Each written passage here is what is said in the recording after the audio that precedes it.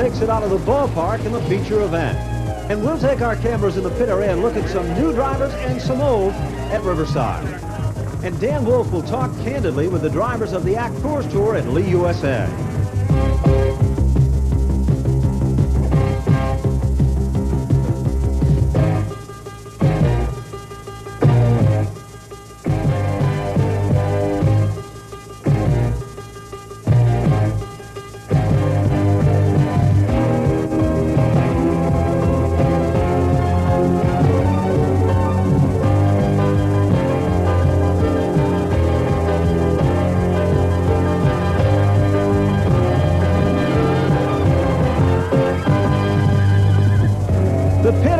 Bulging at the seams here at Riverside Park Speedway as 119 cars are assembled in the pit area. The men of the NASCAR Winston Modified Tour and the best in open wheel racing, assembled with the Pro Stocks late models and a whole lot more on this Easter weekend holiday extravaganza. Hello, I'm Ben Dodge, and I welcome you to great racing action for another edition of Race Week. Well, in this edition of Race Week, besides Riverside Park Speedway, we're going to be talking with some of the drivers who perhaps are visiting Riverside Park for the very first time. In addition to that, we'll also be talking to some of the drivers on the Coors ACT Tour as we take a look at some drivers who are returning to Riverside and are a part of the competition. Some of them are defending champions like Mike McLaughlin and Mike Stefanik, and the local drivers who also are looking to get dialed in and back to the winner's circle. But right now, it's time to take a look at another round of competition right here from Riverside Park Speedway. It was the third week of competition for the Modifieds, and once again they were ready. 50 laps would be the distance. Dan Avery, one of the local favorites, would be starting to the inside of the Riverhead Raceway champion, Dan Giovanelli. The pace was slow initially, but when the field would go to green, the excitement would begin right at the start of this event. With temperatures in the 20s, it was cold right from the word go, as it was Dan Avery who quickly jumped out into the lead. But Dan Avery's lead would be suddenly short-lived as Dan Giovanelli and Ricky Summers would show some talent threading the needle to the front. The two would make minor contact, and Giovanelli would get a little bit out of shape. Then it was Summers who'd quickly go to the outside and try to contend and challenge there. Bruce D'Alessandro, defending track champion, would cut a tire and go around with car number 90. And this would again tighten things up once again in the competition here. When it was back to green, it was the Reg on the bottom, but Avery would give him a real run for the money for position number 1. But Reggie Bergerio would suddenly take over the number 1 spot. And Bob Polverelli was on a roll, and so wasn't Stan Greger. 4 cars would contend literally under a blanket looking for position number 1. Then suddenly, Ricky Summers was literally airborne, up and almost over with car number 9. Involved in the mix-up was the 76 of Tommy Bowles, the 85 of Chris Kopech. We caught up with some of the drivers and asked them exactly what happened. Well, we were all running tight together. It was after restart, and everybody was side by side, and we came into the turn, and some wheel contact was made. Next thing I see is his car flying over the front of my car there. And he went around, and I think he backed into the wall or something like that. Actually, I didn't see how it started, but I did see it when he was barrel rolling up in the air, and I thought for sure that me and Mike McLaughlin were running for a position, and he was on the outside of me, and I thought either Mike or me were going to get collected when Ricky came back down on the ground. I'm glad to see that that he's doing okay, and hopefully he'll be back here next week to rub wheels with us again. Ricky Summers had survived a violent crash on the racetrack as the safety and medical crew assisted him. Summers later would be released from the local hospital and was okay after the unbelievable ride at Riverside.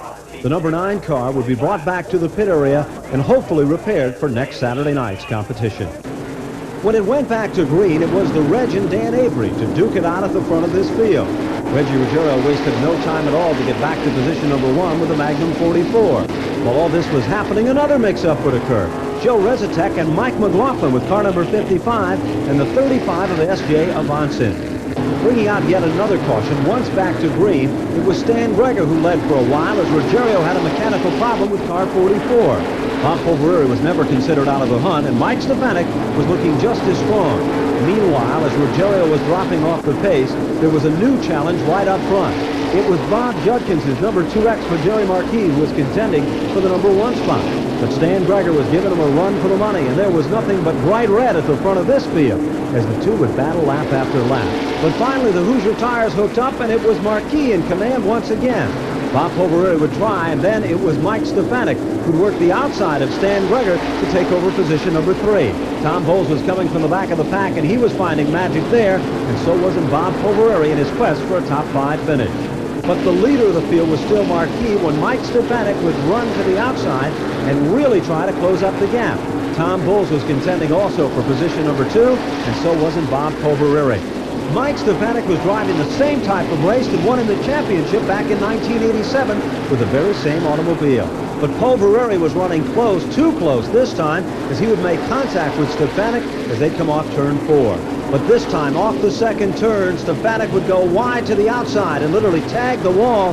Then Tom Bowles would make contact, and right suspension damage would be the story for the champion of the NASCAR Modified Tour, Mike Stefanik. Stefanik would try to get back to the pit area, but his night would be over at Riverside Park Speedway. But when the competition went back to green, it was still Jerry Marquis in charge. Dan Giovanelli and George Rodinas and Bruce D'Alessandro were still battling among the top 10 cars. When suddenly Giovanelli would get way out of shape, D'Alessandro would have a problem, and Dan Avery would manage to squeak by. It was the closing circuit of competition, and Marquis was making it 2 in a row at Riverside. It was Jerry Marquis to take down the victory impressively over Bob Povereri. Ken Bouchard would finish in 3rd over Charlie Pastriak, and Tom Bowles would round out the top 5. It was 2 victories in 3 events for Jerry Marquis. Tonight was kind of I guess, wait and see what happens. We passed what cars we could in the beginning and kind of played follow the leader a little bit, and with the nutrition rate, what was going on, and the people that were getting involved, like Ricky Summers got in a bad wreck there, but it sounds like he's all right. I'm glad to hear that.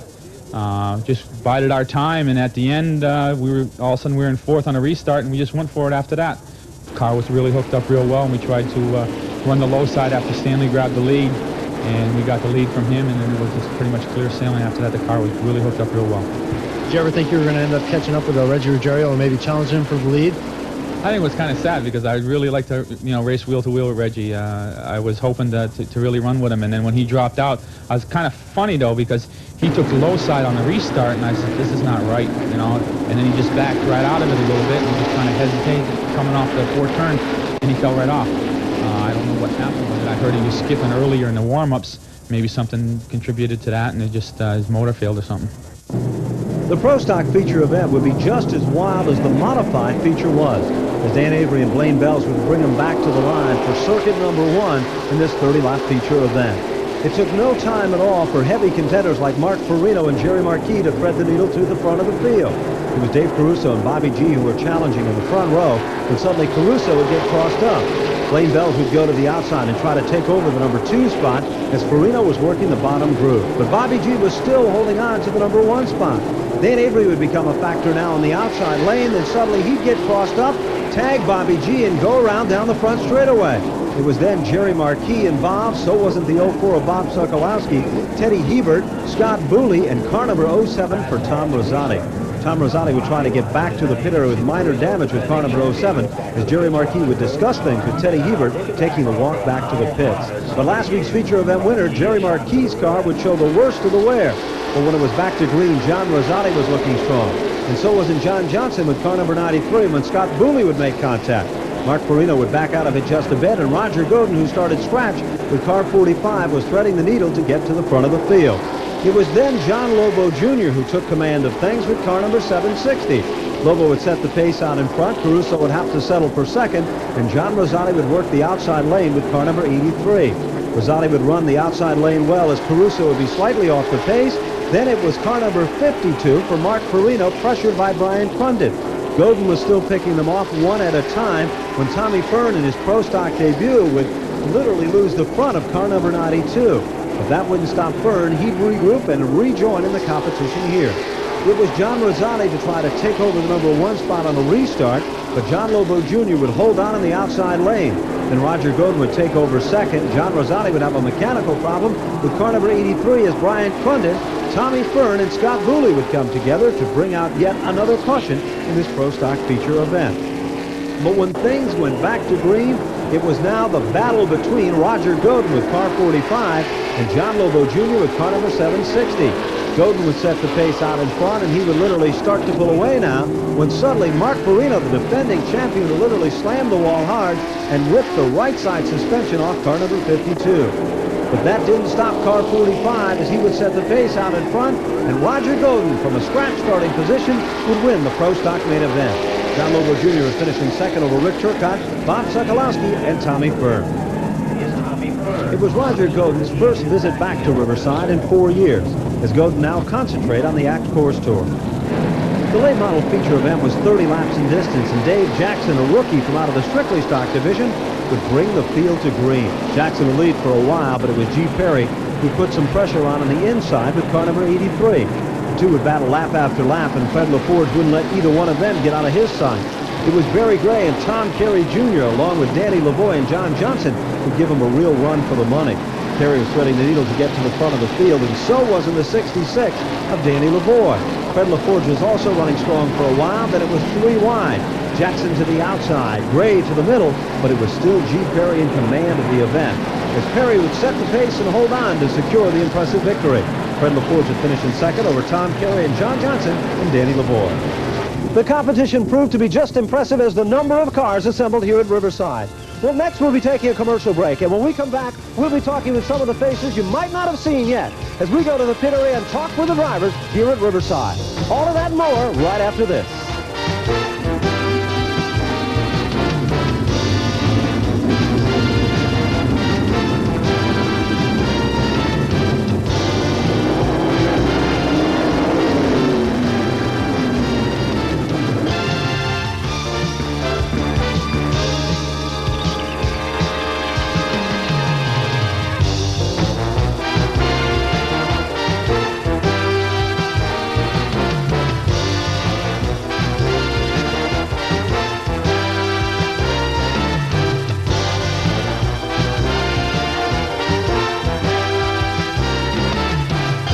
Welcome back to Race Week. Well, next we're going to be taking a look behind the scenes in the pit area here at Riverside. The car that I'm standing next to was the defending championship car back in 1987. The Hanks family owned this automobile, and Mike Stefanik piloted it to a championship year right here at Riverside. We're going to be talking with some of the drivers as Brian Danko looks behind the scenes and asks the drivers like Mike Stefanik why they returned to Riverside Park. I don't know. No.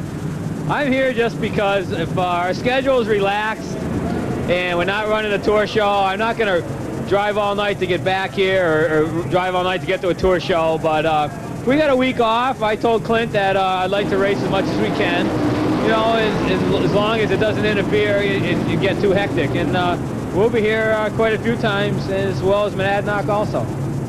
One of the NASCAR Tour regulars who's also here is opening night runner Tommy Bowles. Now, Tommy, you're very serious about running here at Riverside by the fact you brought 2 cars here. Yeah, we just enjoyed running down here. We had 2 cars all back together. We got bent up a little bit there a week back at Thompson. Just shaking little bugs out and trying a few different chassis changes and see if we can find something here a little bit better than what we had first night here. Cars are running good, so I think we're in pretty good shape. Now, Tom, what can you find out about a car by running here at Riverside? Well, it's always good to get out there as much track time as possible, and that's why we're here. You've also said that you want to run for the regional points and that you're possibly going to be running Stafford, so Riverside and Stafford would give you 2 good tracks to get those regional points.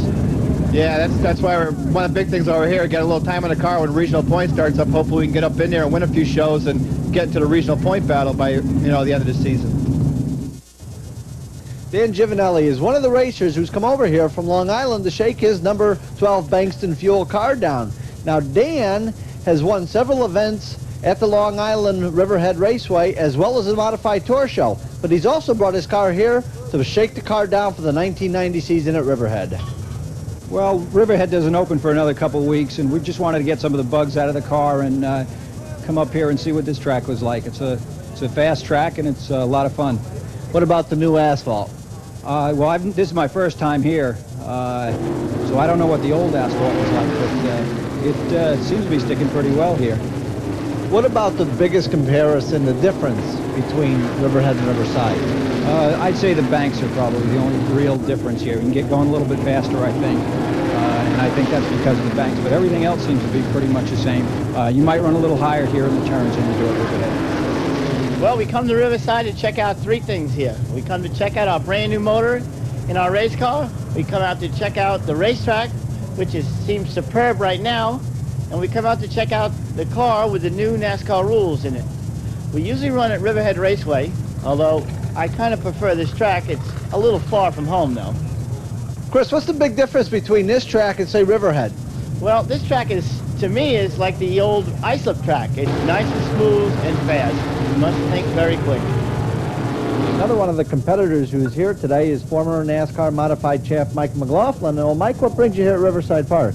Teddy Marsh called up Thursday night, wanted to know if I'd be interested in running the car a few times this year, so sure, why not?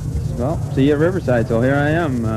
It's just good to be back, see all my friends, and get a little time on the track, try and keep me sharp. It doesn't do you any good to sit out too long, so here we are. Well, I know it's good to be back, and we always like running the modified. It's a lot of fun. It's nice being back here at Riverside Park, seeing that Ed Carroll owns our Busch Grand National cars, so we're here having some fun, and hopefully, I think we got a little motor problem right now, but they're working on it, so hopefully we get it fixed. What lies ahead this season for Ken Bouchard? What are his plans? Well, we got that Busch Grand National deal going with Ed Carroll's the car owner who owns Riverside Park, and we got ADAP Discount Auto Parts stores for a sponsor, and we're going to run 12 limited Busch schedules. There'll be some down south, and there'll be a few back here. Oxford, Maine, we're going to run in the track in New Hampshire, the new track in New Hampshire. And we're going to run Charlotte for the next Speedway show. So we got a good mixture of short track and super speedway. So hopefully we'll have a good season doing that, and try to fill in once in a while, running the modified when we can, and see what happens. There's no question about it that a lot of the drivers told us that the reason they come to the park is to keep their skills as sharp as possible. We've seen a lot of champions come out of this quarter mile, and I think we'll see a lot in the future, too.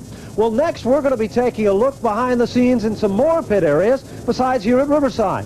Dan Wolf last week talked with the champion, Russ Erlin, of the Coors ACT Tour, and he had this to say. Well, you know, I was kind of enthusiastic when I made a deal with Ray Dillon, Dillon Enterprises. I have myself a new 1990 brand car, and has a special design rear end in it.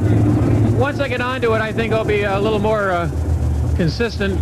I'm fast one lap and slow another lap, but once I get onto the way this car handles compared to my old car, I think I'll be okay. How about the General Motors series in Canada? Is that a big thing for you? Well, you know, I guess any Canadian race is a big thing for me.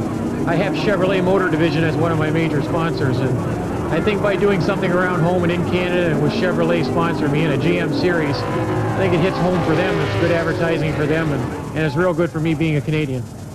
How about the American half of the American-Canadian Tour?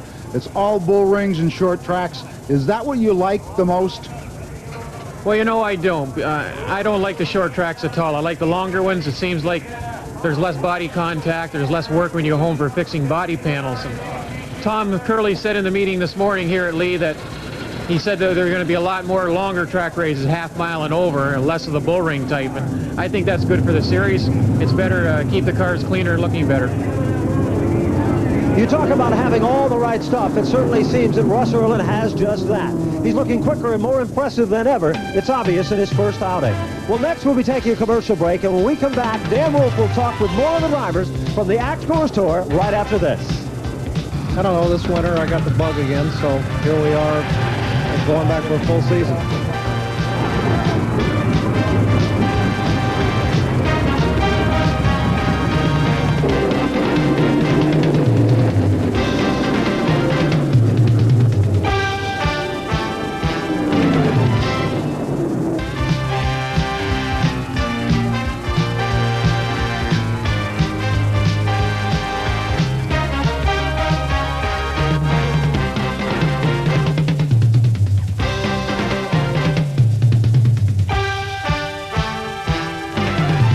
Interesting story in the 1990 Coors Tour, the return of five-time champion Robbie Crouch.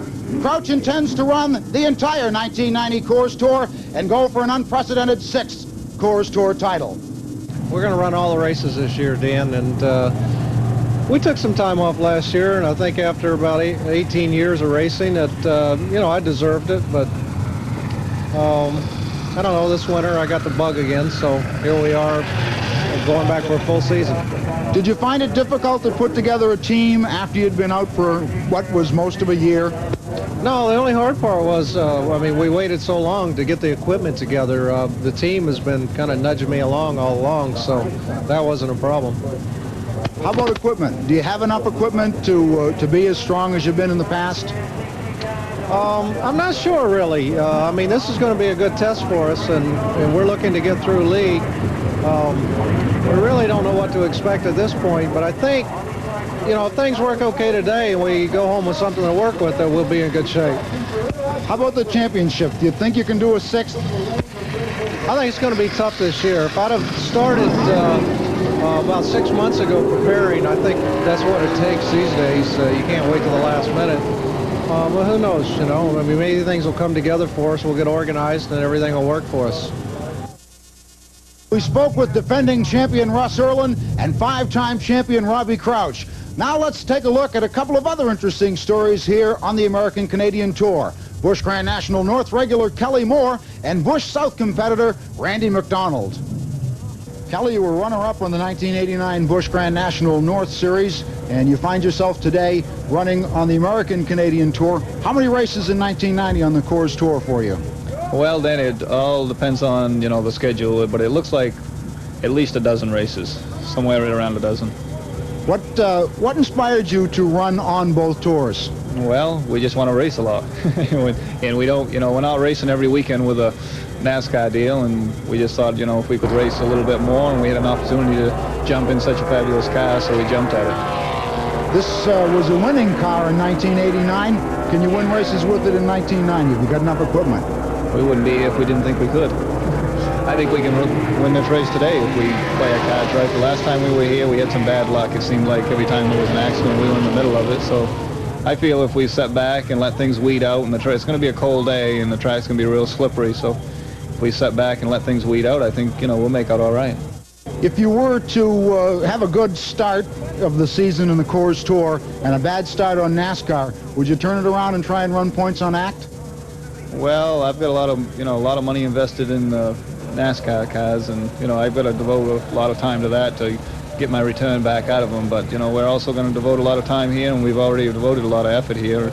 Gardner's given me you know, just a beautiful car here to run, and we're going to do the best we can for him. Randy has started 1990 on the Busch Grand National Series, and now you're here on the Coors Tour at Lee. Tell us about your Busch racing. Well, we went to Daytona in February, and I think there's a big transition just for myself coming from Daytona in the Goodies 300 type of car, which is 185 mile an hour, and then coming here to Lee. Now, we're probably going, I don't know, maybe 90 or 110, something like that, so it's still pretty fast for a small racetrack, but the adjustment's way different. Just the feel in the car, things happen really quick here, and it's exciting racing because it's bumper to bumper, door handle to door handle, so we're looking forward to a really good year. Now, have you chosen which of the series is going to be your main racing venue for 90? Well, I think for 1990, we have AC Delco as our sponsor. That's out of Canada, and Tom Curley and ACT have put together a really good package in Canada, and it's great for all the racers up there. We have 10 races. 5 of them are going to be televised nationwide, so that's why we're getting, you know, companies like AC Delco, and there's a lot of other major companies getting involved. So we're going to do those 10 races in Canada and run the 11 races back down here as well, so we'll be able to compete for the ACT Championship this year. Okay, now, what about the Busch Grand National Series, where you run there? Well, that still has some long-term goals, but the problem is to do anything in racing, you really got to be focused, and that's up to now. That's been part of my problem. Last year I was driving road course showroom stock cars and Formula 2000s, and I ran a Trans Am car at the Daytona 24-hour race. So this year we're just trying to stay really focused and try and get some wins in. We've won, in the past years, we've run a lot of different Rookie of the Year titles, but we've never really been a consistent race winner, and so that's what we're working on today. Well, it's once again time to wrap up another edition of Race Week. We certainly hope that you'll be watching next week, because we've got a weekend of racing action that just can't be beat. It's the greatest race in the history of spring that's just around the corner, the Coors Spring Sizzler at the Stafford Motor Speedway. Besides a look at the NASCAR Winston Modified Tour next week, we'll also be taking a look at the Busch Grand National Circuit, and they'll be opening up things at Oxford Plains, Maine. In addition to that, the ACT Coors Tour will visit the Super Speedway of Canada, as we'll go and take a look at St. Air and the competition there. Besides that, we might throw in a little dirt for some extra spice, and you've got next week's Race Week. Until then, we say take care, and we'll see you again next time for the best in motorsports, only right here with us on Raceweek. Take care. Bye-bye now.